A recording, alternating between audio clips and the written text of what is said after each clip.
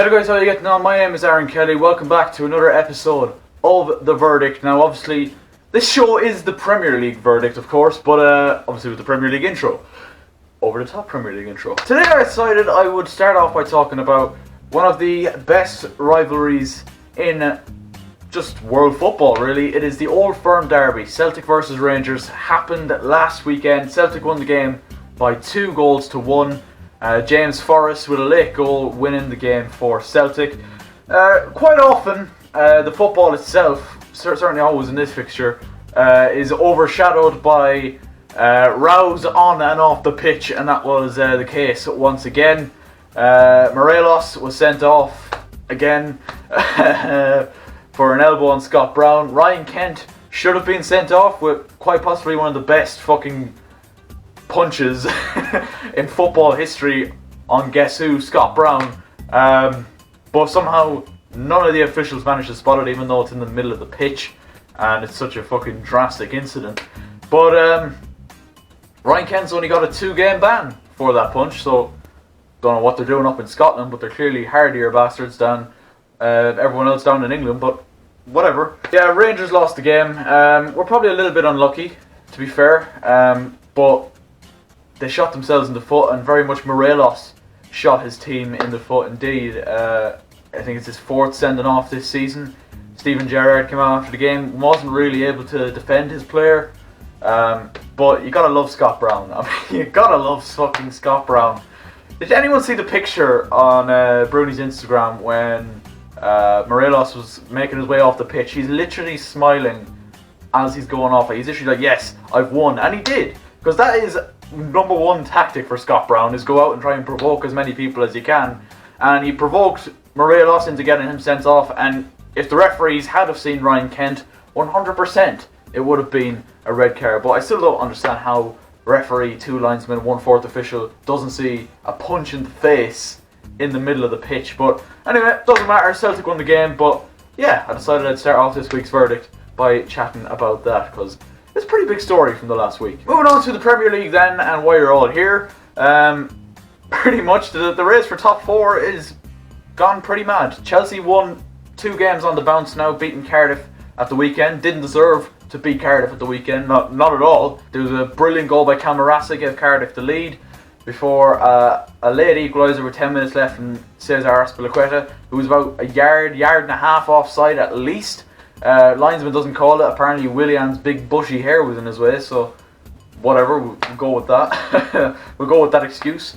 And then Ruben Loftus-Cheek off the bench to get the goal to get a massive 3 points for Chelsea.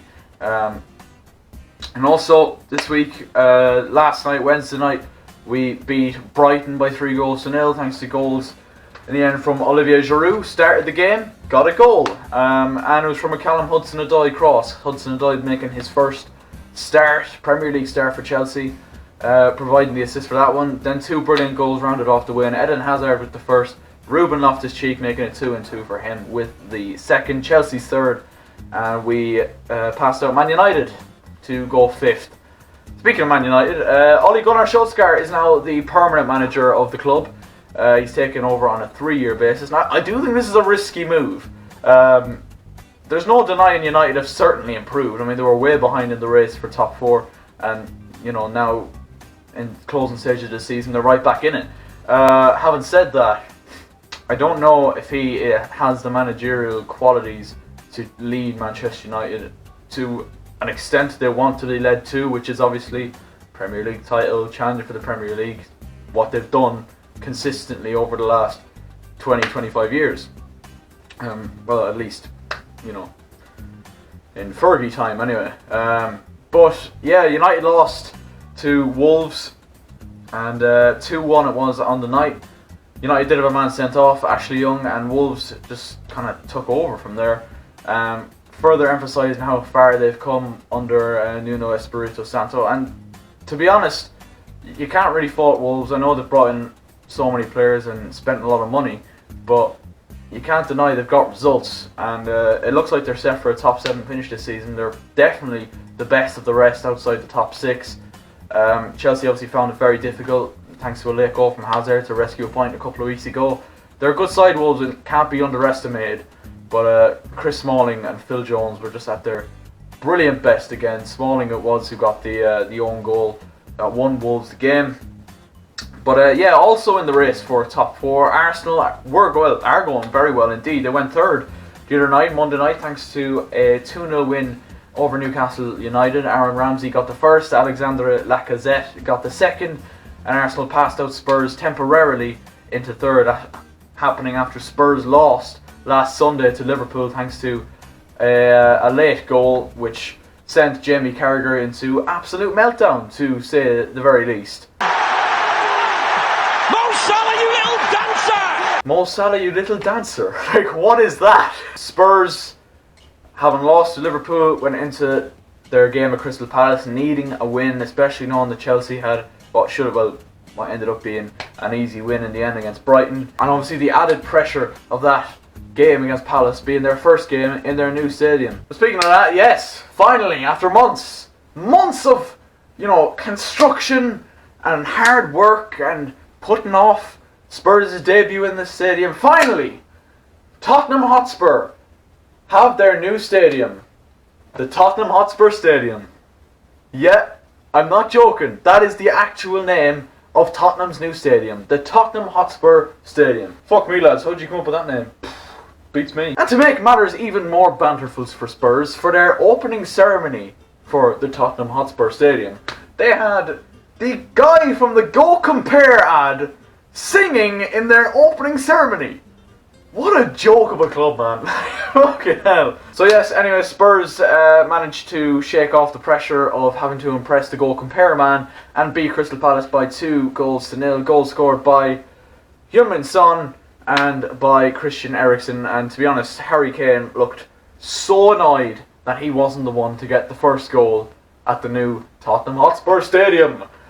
You've seen his name up in lights a couple of times. There was one instance where he ran literally, he has the ball down the wing, yeah, and he's two clear options to his right. It's actually led to the Eriksen goal, where he should have passed it earlier, got away with it in the end because he actually ended up getting tackled by, I think it was James Tompkins, but Eriksen put it in anyway. Spurs got the win, which brought them back up to third ahead of Arsenal. So yeah, the race for top 4, it's getting pretty hectic. It's probably even going to be more exciting, or as exciting as the title race. Speaking of that, let's get on to that. So, yeah, Liverpool and City are still going blow for blow. City beat Cardiff 2-0 last night. Pretty comfortable standard win. Cardiff rarely made it out of their own half. Liverpool beat Spurs at the weekend. But currently, as things stand, Man City are top of the table. I think at this stage, it's like whoever drops points is going to struggle. There's not many massive teams that either of these two have to play. Obviously there's a Manchester derby still to come.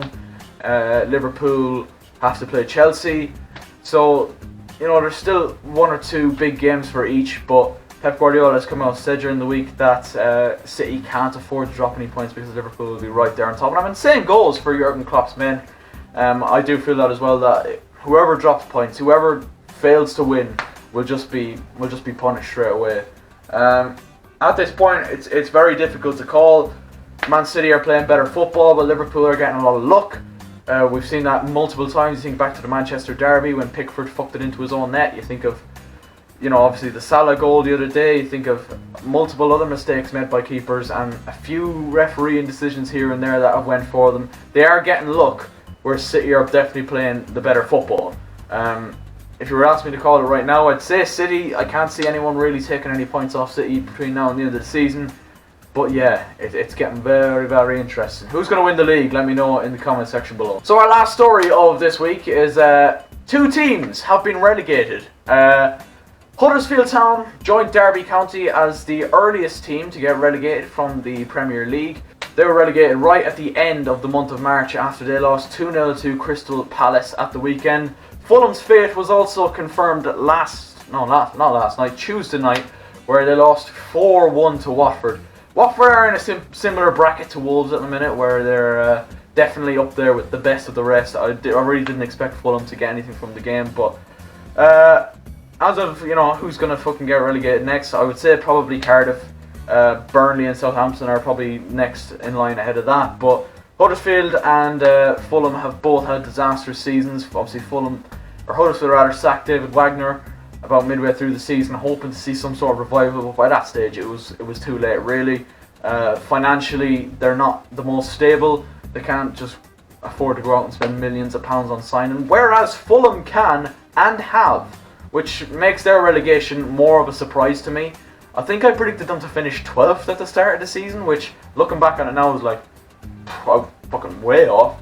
But to be fair to Fulham, they've made a lot of signings, and I've made it through 2 managers this season. Jokanovic and Claudio Ranieri both sacked, and Scott Parker in the end is the one who unfortunately has taken them down. But you look at the amount of signings they've made. You got Sergio Rico in goal. Callum Chambers, I know he was only a loan signing, but you know it's still a signing. Jean-Michel Seri, Andre Schürrle, you know, Ryan Sessegnon, young player. I know he's not signing, but you know, Alexander Mitrovic. You know, they've definitely got good players, Fulham, and obviously Ryan Babel came in January as well. So they don't really have any excuse to be going down, but they've just been absolutely awful this season. So yes, boys and girls, that is at the end of this episode of The Verdict. Leave a like if you did enjoy, leave a dislike if you didn't. Let me know why in the comment section down below. Subscribe if you're new with notifications on, and I will catch you later.